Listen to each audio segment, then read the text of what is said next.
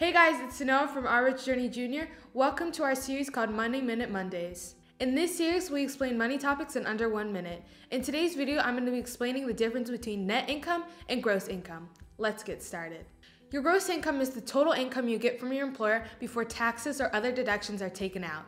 For example, if your annual salary is $50,000 a year, your gross income is $50,000. But just because someone's annual salary is $50,000 doesn't mean they take home $50,000. That's where net income comes in. Your net income is the amount of money you get in your paycheck after all the other money is taken out. So once your taxes, Social Security, health insurance, retirement plan contributions, and all the other money is taken out, the remaining amount is your net income.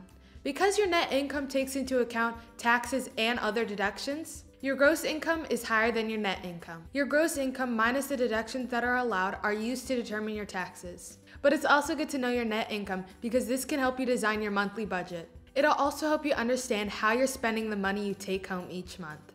So there you have it, the difference between net and gross income explained in under 1 minute. Make sure to check out our other videos to learn more about making, saving, and investing money. And if you like this video, make sure to like, subscribe, and join the journey.